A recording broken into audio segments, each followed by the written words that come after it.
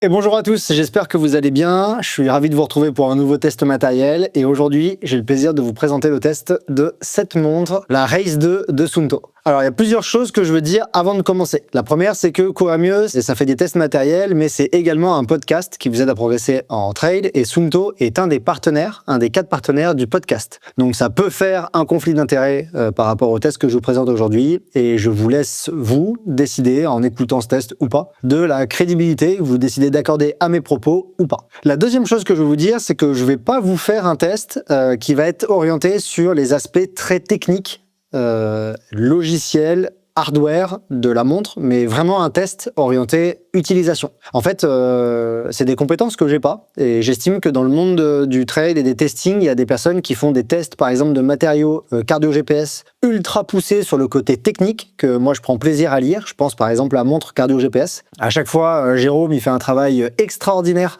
pour décortiquer la précision, les capteurs exactement, tout ce qui est vraiment très technique sur la montre. C'est pas des compétences que je possède et c'est pas ça que je vais vous présenter dans ce test-là. Mais ici, je vais plutôt vous présenter un test utilisateur, vraiment après des semaines, des mois d'utilisation. Et on va pas, même si on va aborder quand même certains points qui me semblent cruciaux à discuter, on va pas aborder de points extrêmement techniques parce que c'est pas mon domaine et je préfère vous parler d'autres choses que je maîtrise mieux. Alors la Race 2 de Suunto, sans trop de surprise, c'est la montre qui succède à la Race 1. La Race 1, je vous en avais réalisé le test il y a 1 an et demi environ, vous le trouverez encore sur la chaîne si vous voulez. On avait fait un live également avec quelqu'un de Suunto pour rentrer encore plus dans les détails et des questions que vous pourriez vous poser sur la montre. Et donc c'est la montre, celle-là que j'utilise 90% du temps dans mes entraînements et mes aventures outdoor. Vous me l'avez vu au poignet depuis très longtemps sur plein de contenus que j'ai réalisés sur la chaîne. Et pendant l'UTMB, Suunto, ils ont annoncé donc une nouvelle montre, à savoir la Race 2. Donc c'est la grosse nouveauté, enfin une des grosses nouveautés Suunto de l'année, avec le casque Wind 2, qui est également sorti et dont je vous reparlerai bientôt, vous retrouverez un test sur la chaîne. Et également avec, qui vient de sortir très récemment, la Vertical 2. Donc, il y a une autre montre qui sera également testée sur la chaîne. Mais là, du coup, je vais vous parler de la Race 2. En fait, si je la mets 2 secondes de côté et que je me focalise sur la Race 1, jusqu'à aujourd'hui, j'utilisais en alternance, jusqu'à la sortie de la Race 2, j'utilisais en alternance la Suunto Race 1 et quand j'avais vraiment besoin d'une autonomie gigantesque, que je voulais vraiment pas avoir de questions de ce côté-là, j'étais parti avec la Vertical. Donc la Vertical 1, que je possède également. Par exemple, lorsque j'étais parti sur mon Val d'Aran, j'avais plutôt utilisé la Vertical. Par exemple, avant de recevoir la Race 2, quand je préparais l'échappée belle, avec les longues sorties que j'ai fait, etc., j'utilisais la Vertical parce qu'elle avait l'autonomie et le solar, et donc je voulais être sûr que ce soit pas un sujet, l'autonomie, et donc c'est entre ces 2 montres que j'alternais. Je possède la Race 2 depuis un petit peu avant l'échappée belle, à savoir 1 mois avant le départ. J'enregistre cet épisode-là, ce test matériel 2 mois après réception, un chouïa plus de 2 mois, et autant vous dire que j'utilise depuis que je l'ai reçu. Donc j'ai vraiment passé de nombreuses heures avec cette montre, et jusqu'ici, tout ce que j'ai réalisé en projet sportif, même un ultra de 21h30, je l'ai réalisé avec cette Race 2. Donc j'ai plein de contextes d'entraînement et de compétition à discuter dans cet épisode. On va parler un petit peu des caractéristiques techniques de la Suunto Race 2. Alors en termes de poids, déjà, elle a été allégée par rapport à la version 1. C'est une montre qui, là, celle que vous avez devant les yeux, elle pèse 76 grammes, donc c'est la version métal. Et si vous avez la version titanium que j'avais sur la Race, mais là, moi, j'ai la version métal, elle est annoncée en tout cas à 65 grammes dans la version titanium. En termes de dimension, on a un boîtier qui fait 49 mm par 49 mm, donc 49 mm de haut, 49 mm de large et 12,5 mm d'épaisseur. Donc c'est un boîtier qui a été réduit par rapport à la Suunto Race, comme vous pouvez le voir ici. En termes de matériaux, c'est de l'acier ou du titane pour la lunette, selon ce que vous choisissez. On a un cristal de saphir pour le revers, donc qui va être très difficile à rayer et à endommager parce que c'est ultra résistant. On aura également un petit peu de polyamide dans le boîtier et le bracelet normalement est en silicone, mais moi j'utilise pas le bracelet en silicone, je l'ai changé. Alors il est très bien le bracelet en silicone, mais je l'ai changé, j'ai mis un bracelet de Run dessus, donc de la Suunto Run, c'est ce que vous voyez ici, mais la montre elle est livrée avec un bracelet classique en silicone avec des passants, mais moi j'ai une préférence pour les bracelets en scratch, à savoir que du coup c'est un bracelet de 22 mm qui est assez classique, donc vous pouvez mettre les bracelets que vous voulez, et du coup moi j'ai trouvé ça super cool. On a fait pareil. Maintenant la Race elle est utilisée par Margot et moi j'utilise la Race 2. Et Margot, elle a fait exactement comme moi, à savoir qu'on a mis un bracelet scratch dessus en 22 mm parce que moi je trouve ça ultra pratique. C'est une petite préférence.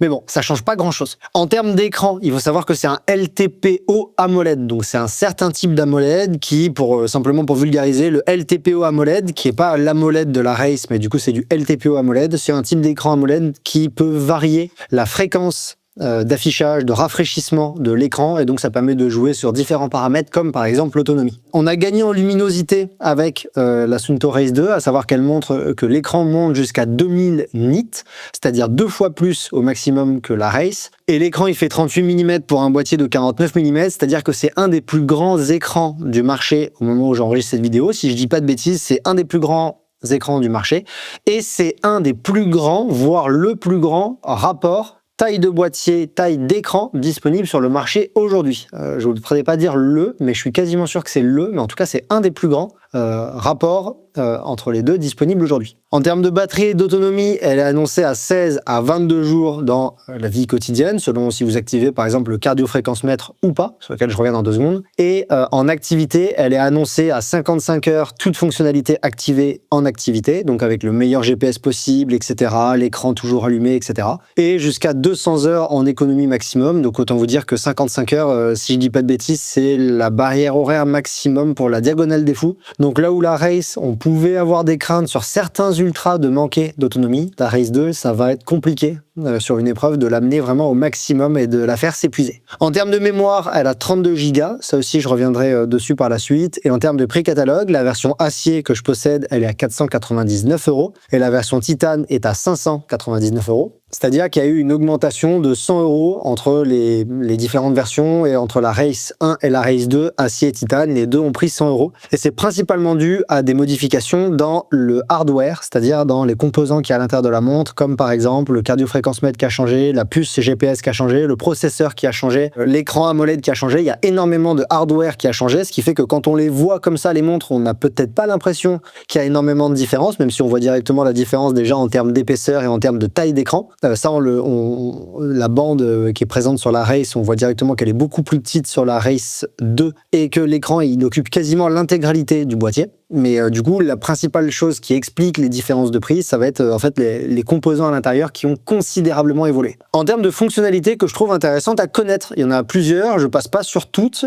Là, je vous propose les fonctionnalités que moi je trouve intéressantes. Premièrement, il y a la mesure de la fréquence cardiaque et de la variabilité de la fréquence cardiaque par photoplétismographie, donc par lumière pulsée, avec un nouveau capteur qui a changé. Je ne sais pas si vous le voyez ici, mais là on a un capteur qui propose, sur l'ancien, on avait un capteur qui proposait 4 points, on va dire. Je rentre pas dans les détails de comment c'est fait, mais en gros qui proposait 4 points. Et ici, on a un capteur qui en propose plus du double, avec plusieurs projections et plusieurs réceptions, qui permet d'avoir une précision qui est accrue. Donc ça, c'est quand même important à savoir, que le capteur photoplétismographique a considérablement évolué, ce qui est censé améliorer la précision du capteur au poignet. On a également des mesures de la santé, alors de la mesure de la saturation d'oxygène par photoplétismographie également au poignet.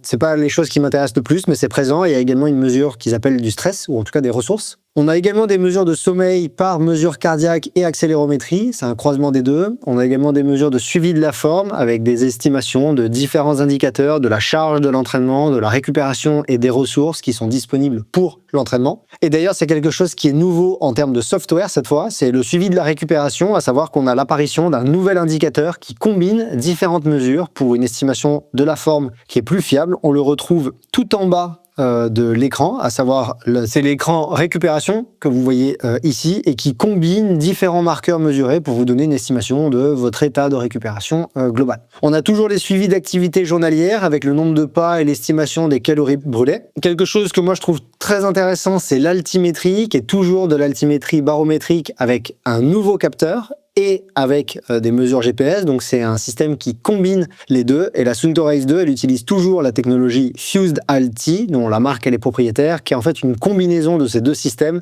altimètre baro et GPS, pour avoir des estimations les plus précises possibles. Et ça, c'est quelque chose que moi je trouve extrêmement précis. J'ai souvent été bluffé par la précision de la montre et les très faibles deltas qu'on peut observer entre ce qui est annoncé sur des cartes, par exemple IGN, et ce que la montre réellement annonce. Ça, c'est quelque chose qui moi me tient à cœur, la précision de la montre, et surtout sa précision précision au niveau barométrique, qui était déjà excellent sur la Race et qui s'est encore amélioré sur la Race 2. En termes de suivi GPS et navigation, la Race 2, elle peut toujours utiliser 5 systèmes satellites simultanément pour la précision optimale. Ça, c'est que quand vous êtes par exemple sur les modes performance pour avoir la meilleure précision possible. Donc vous avez GPS, GLONASS, Galileo, QZSS et Beidou. Donc le suivi de navigation, il est ultra précis. On peut également avoir un suivi qui favorise l'autonomie avec une fréquence moins précise et moins de systèmes utilisés simultanément. Et je trouve intéressant de noter que c'est une montre qui propose une cartographie complète. Par exemple, la Run ne le propose pas. Elle propose un suivi GPS sous la forme de fil d'Ariane, c'est-à-dire que vous avez la trace, mais vous appelez le fond de carte.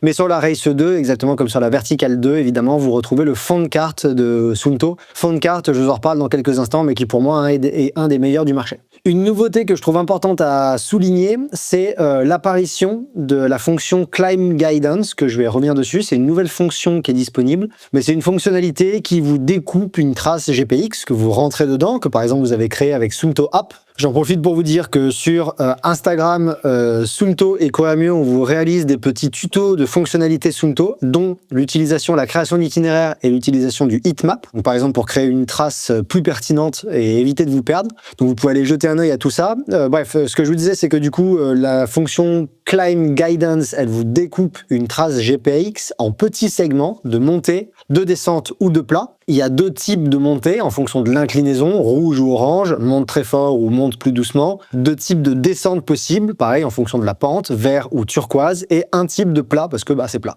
Et également, depuis l'an dernier, c'est présent, c'était déjà présent sur la Race, il y a la fonctionnalité Zone Sense. Alors, c'est une nouvelle fonctionnalité d'estimation de l'intensité de l'effort qui est basée sur une mesure de variabilité de la fréquence cardiaque à l'effort. C'est disponible sur Suunto, donc la Race en est équipée, la Vertical en est équipée, etc. C'est disponible partout, mais c'est une fonctionnalité que je trouvais intéressante à connaître. Simplement, il faut savoir que ça fonctionne uniquement si vous avez une ceinture de fréquence cardiaque compatible. Une ceinture qui mesure la variabilité de la fréquence cardiaque et plus précisément l'intervalle RR.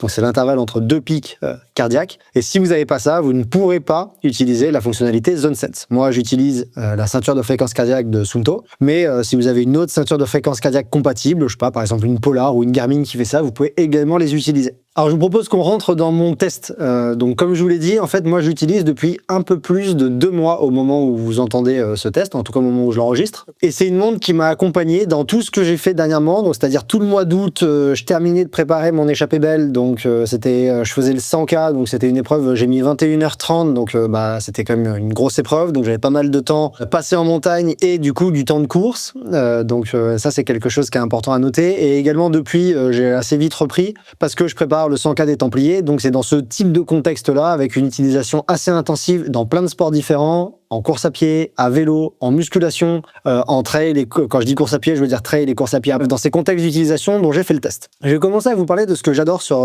ces montres-là. La première chose que moi j'adore sur la Suunto Race, alors il y en a 2 surtout, à peu près à même niveau, je vais commencer un peu au hasard. La première, c'est l'autonomie. En fait, ça je trouve ça incroyable, l'autonomie de ces montres. Il y a de la Race 2. Alors, en fait, il n'y a aucune question à se poser en termes de course. Je vous prends l'exemple du coup de l'échappée belle. J'ai mis 21h30, j'avais perdu 45% de batterie de mémoire, alors que j'avais utilisé beaucoup de fonctionnalités. À savoir que j'étais parti, j'avais 2 Suunto App activés, dont un qui bipait régulièrement. Les Suunto App, c'est les applications Suunto qui sont disponibles en plus.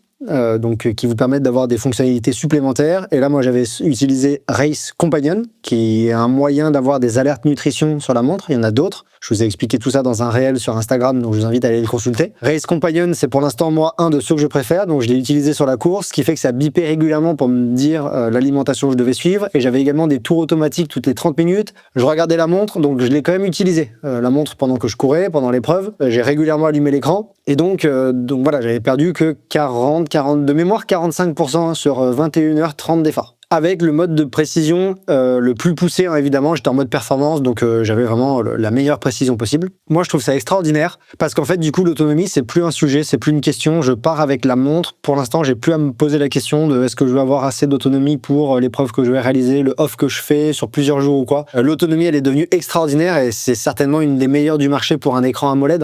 Je suis même quasiment sûr que c'est la meilleure du marché pour un écran AMOLED. Donc ça, c'est important à noter que c'est une montre AMOLED, c'est un écran AMOLED, donc c'est un des plus beaux, c'est le plus bel écran qu'on peut trouver, la MOLED, par rapport aux autres écrans, dont j'ai oublié la terminologie, mais ça va me revenir un peu plus tard.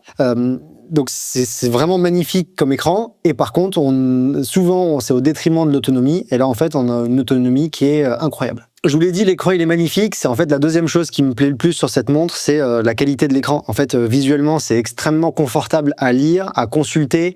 C'est très propre, c'est très précis. Les couleurs sont marquées, ce qui permet, par exemple, dans le Climb Guidance, typiquement quand vous zoomez dessus ou quand vous avez toute votre trace avec les différentes sections qui sont affichées sur la montre, ça vous permet d'avoir une lecture qui est très précise. Il en est de même pour la cartographie. Pour avoir eu de la cartographie Garmin, de la cartographie et de la cartographie Suunto, je trouve que la Suunto, c'est une des meilleures. Alors sur Garmin, il y a la possibilité quand même d'avoir de très belles cartos. Si je prends la comparaison avec Coros, moi j'avais toujours trouvé qu'elles n'étaient pas très belles les cartos, et je crois que ça n'a pas évolué depuis que je suis chez Suunto. En tout cas, chez Suunto, on a une cartographie qui est magnifique.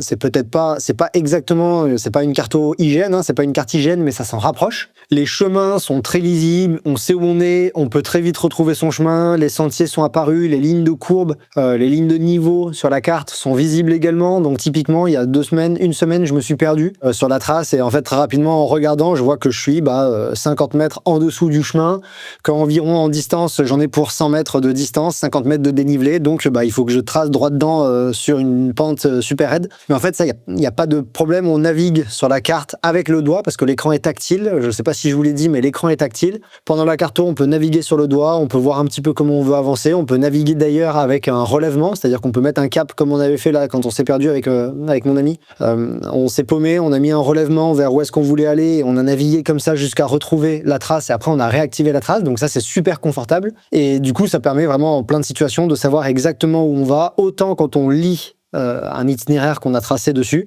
qui est extrêmement lisible, que lorsqu'on veut simplement naviguer avec la carto sous la main, comme fait mon pote avec qui j'étais, qui lui généralement ne met pas de GPX, mais se repère uniquement avec ce que la cartographie Suunto propose. Donc ça, c'est quand même vraiment génial. Il y a toujours, je trouve, ce petit défaut qui fait que quand on sort de la trace, la montre, elle met des plombes, elle met vraiment longtemps à nous dire qu'on est sorti de la trace. Donc ça, je trouve ça toujours un peu dommage. Alors, je dis longtemps, je trouve que c'est autour des 50, 100 mètres, peut-être un peu moins. J'ai l'impression que c'est entre les deux, que c'est pas tout le temps parfaitement variable. Je pense que ça dépend d'à quel point on a dérivé en termes d'axe de la trace. Si on dérive complètement à droite, par exemple, et que le chemin va à gauche, ça va être très rapide à nous tenir au courant. Si on décale largement avec des chemins qui dévient, ça va être un peu plus lent. J'aurais bien aimé que Suunto, soit il propose de mettre une alerte plus tôt, comme quoi on a raté le chemin, soit qu'on puisse le régler, le niveau de sensibilité, c'est-à-dire que, par exemple, on puisse dire que nous, on va être tenu au courant plus tôt, au risque que ça tombe trop tôt, quand en fait on n'a pas dévié, mais que simplement il y a un écart entre le chemin réel et la carto. Je sais pas comment c'est faisable, mais c'est vrai que j'aimerais bien quand même que ça évolue. Ça n'a pas évolué depuis la race, le moment auquel on peut prévenir qu'on est en dehors, mais bon, c'est un détail. Je trouve que c'est un peu plus tôt chez Coros, par exemple.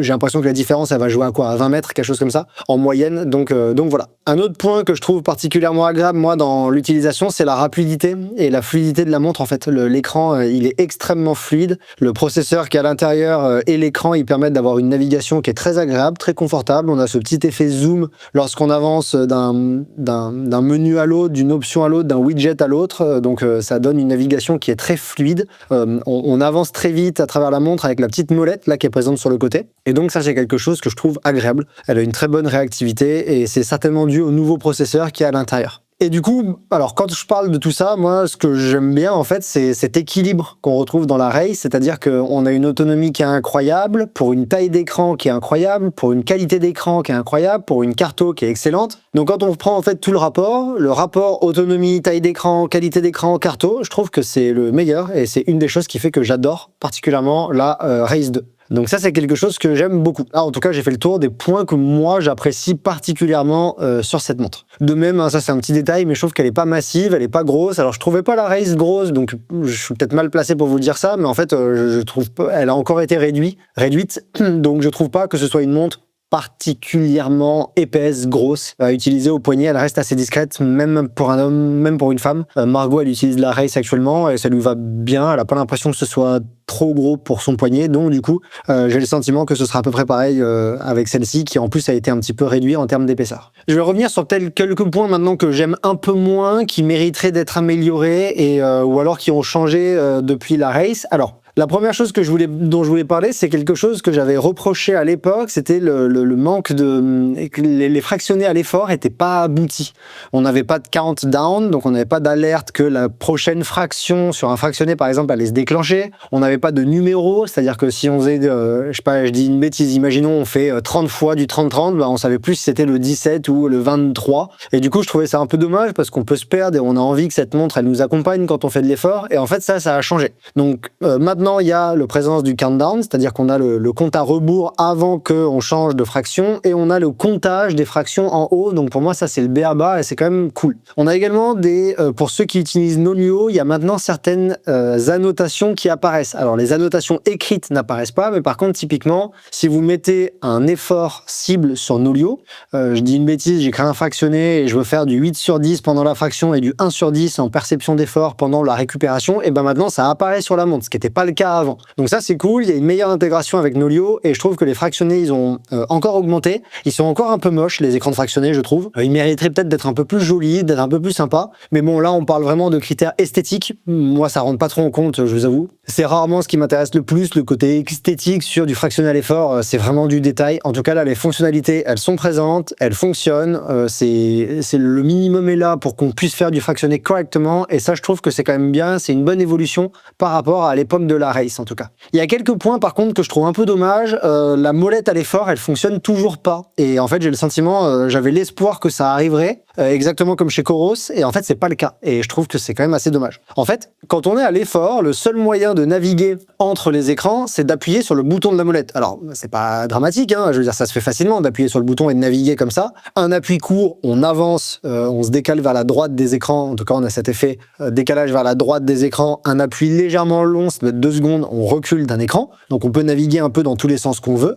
Mais en fait je trouve ça dommage d'avoir une molette qui fonctionne très bien quand on est dans le quotidien, hein. On peut utiliser la molette pour descendre et remonter. Et en fait, je trouve ça dommage que ça n'existe pas pendant l'effort. C'est-à-dire qu'on navigue pas à travers les écrans avec la molette. En tout cas, moi, je trouve ça ultra pratique. Quand j'étais sur Coros, c'était une fonctionnalité qui existait et je trouve dommage d'avoir une molette et que la molette, en fait, elle serve que dans la vie quotidienne. Alors, il y a juste des petites fonctionnalités qui maintenant, donc elle est quand même utilisée un petit peu à l'effort, à savoir qu'elle permet de zoomer et dézoomer sur la carte. Elle permet de zoomer et dézoomer sur le climb guidance, donc qui permet d'avoir le climb guidance global, c'est-à-dire toute votre trace découpée en montée et descente avec des coloris, donc c'est super visuel, on s'y repère très bien. Si vous zoomez, vous faites un petit tour de molette, ça vous zoome sur votre pente actuelle, donc ce que vous êtes en train de monter, donc ou descendre, donc avec par exemple la distance, le dénivelé restant, l'inclinaison. Donc la molette, elle sert à zoomer dans ces 2 écrans spécifiques. Mais j'avoue que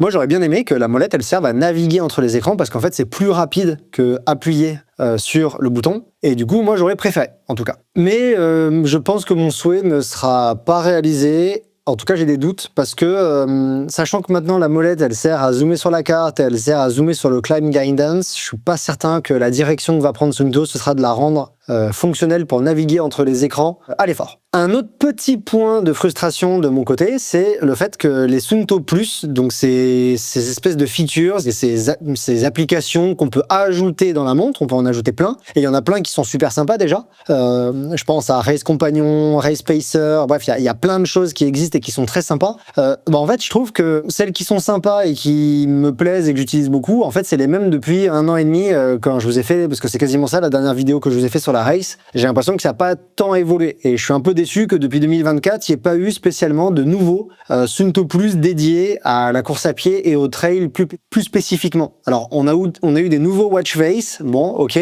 c'est pas ce qui m'intéresse le plus, c'est joli, c'est très bien, hein, c'est cool, mais en termes de features clés, en termes de fonctionnalités clés, je pense qu'il y a des choses géniales et de la puissance dans la montre qui est géniale à développer avec la Suunto App, avec les Suunto App, et qui sont en fait quasiment pas dénotées. En tout cas, j'ai pas noté en 1 an et demi de Suunto App majeur où je me suis dit super cool qu'ils aient rajouté cette fonctionnalité. En fait, j'aimerais bien que ça arrive. Il y a plein d'idées en tête et j'ai plein d'idées en tête de choses qui seraient intéressantes à ajouter et qui viendraient ajouter des fonctions clés pour différentes utilisations. Et malheureusement, ils ont plutôt mis, j'ai l'impression, l'accent sur le développement de watch face que sur le développement de features. Alors, il y a déjà plein de features qui sont cool dans la montre, c'est-à-dire qu'on n'a pas forcément besoin de beaucoup de nouveautés en termes de fonctionnalités, parce que les grandes fonctionnalités principales sont dedans, mais je pense quand même qu'il y a des choses qui seraient intéressantes à développer.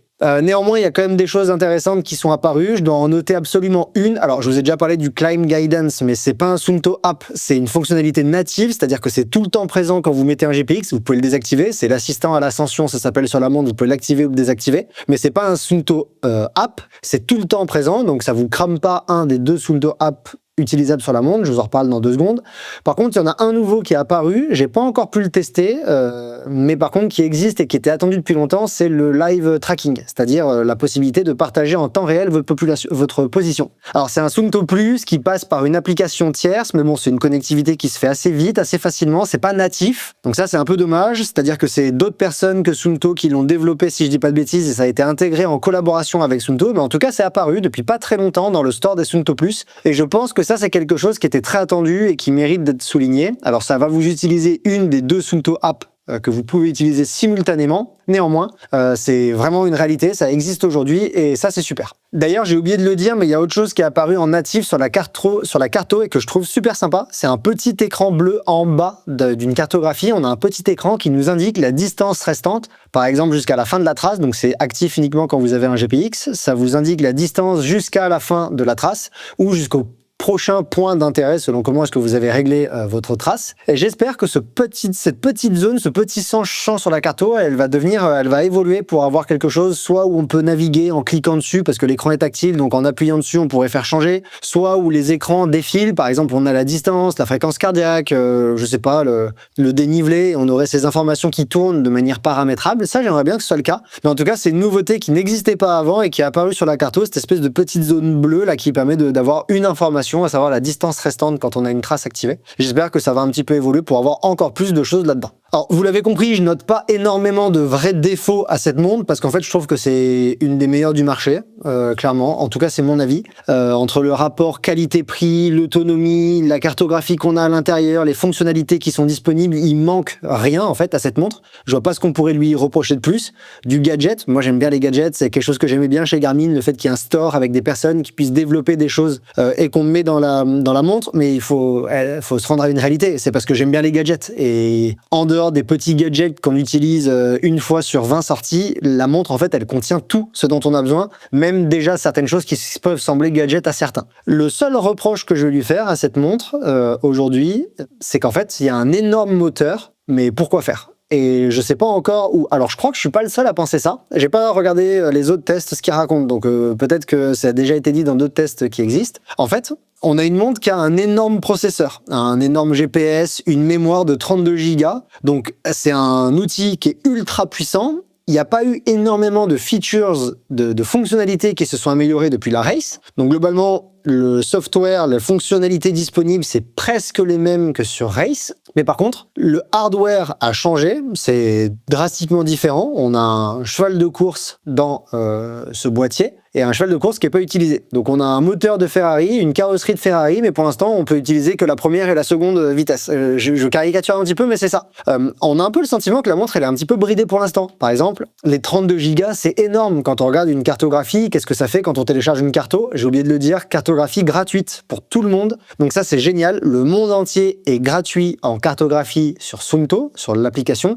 Et désormais on peut télécharger une carte sans que la montre soit branchée au chargeur. Ça c'est une grosse nouveauté et c'est génial. Ça m'est déjà arrivé d'être en déplacement, de pas avoir le chargeur. J'ai oublié de télécharger la carto. Je pouvais pas la télécharger sur la Race. Ça a évolué depuis. Vous pouvez télécharger n'importe quelle carto tant que la montre est connectée à un Wi-Fi, le téléphone au même Wi-Fi. Vous n'avez pas besoin qu'elle soit branchée. Donc ça c'est génial. Carto gratuite, téléchargement hors ligne possible et stockage du coup de la carto évidemment hors ligne. Mais quand on regarde le poids d'une carto, c'est quoi? C'est 700 mégas maximum. C'est-à-dire qu'on peut en mettre une quantité gigantesque de carto. Je pense pas que qui que ce soit dans le monde remplisse sa montre de carto. Donc c'est-à-dire qu'on va remplir de peut-être maximum 5-6 gigas la montre de cartographie. Il en reste quasiment une vingtaine et bah pourquoi faire? On peut pas mettre de musique dessus, c'est pas possible. On peut pas synchroniser la montre avec une playlist Spotify par exemple qui est présent chez des concurrents et donc avoir de la musique sur les Wing par exemple qui soit directement dans la montre, ce qui serait génial, mais aujourd'hui c'est pas possible. On est toujours bridé à 2 Suunto apps maximum à l'utilisation et ça je trouve ça dommage. On pourrait,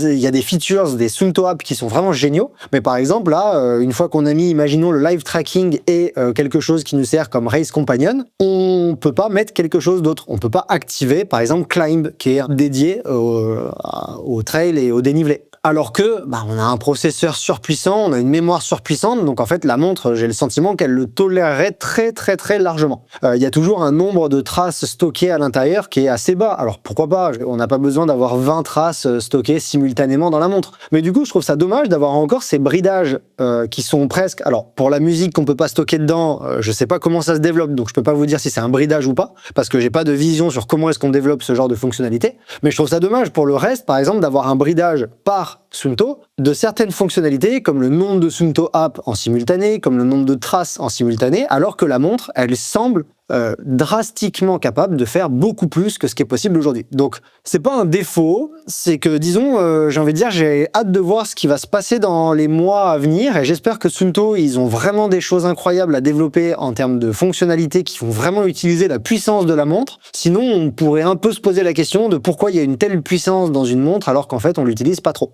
Bon, j'espère quand même que l'équipe de développement, j'ai confiance dans le fait que l'équipe de développement, ils ont pas fait ces choix de hardware pour rien, et c'est parce qu'il y a certaines choses au niveau software qui vont se développer par la suite, qui vont être ultra intéressantes, mais là, de suite en l'état, au bout de 2 mois de sortie, elles n'existent pas encore ces choses, et j'ai hâte de voir un petit peu ce que ça va donner. Alors, évidemment, les meilleures fonctionnalités, elles seront disponibles sur l'Instagram de Courir Mieux, dans les petites vidéos tuto, dont je vous tiendrai au courant sur le réseau social des choses extraordinaires qui peuvent sortir. Donc n'hésitez pas à suivre l'Instagram de Courir Mieux pour voir un petit peu les nouveautés, parce que je serai vraiment du genre à les tester, à les essayer. D'ailleurs, le live tracking, je l'ai pas encore testé et je vais le faire dès ce week-end, parce que c'est vraiment pas quelque chose qui m'intéressait généralement, mais du coup là, je vais le tester. J'ai peut-être pas tout abordé dans ce test. Moi, je vous ai dit, c'est un test utilisateur, à savoir moi ce que j'aime dedans, comment est-ce que je l'utilise et ce qui me plaît dans cette montre et pourquoi c'est ma montre que j'utilise en permanence. Si jamais il y a des questions, des choses que vous aimeriez savoir par rapport à des contextes spécifiques, n'hésitez pas à me mettre un commentaire sous la vidéo, je me ferai un plaisir de vous répondre le plus rapidement possible. Et si ce test vous a plu, je vous invite à utiliser un des liens qui est présent en description de l'épisode, qui est un lien affilié et qui rétribue dans une petite mesure mon travail. En tout cas, ça m'aide beaucoup et ça aide Courir Mieux. Voilà. Moi, je vous dis à très bientôt pour un autre test matériel ou une vidéo du podcast Courir Mieux, par exemple un Scientific Day ou un Courir Mieux rencontre. À bientôt.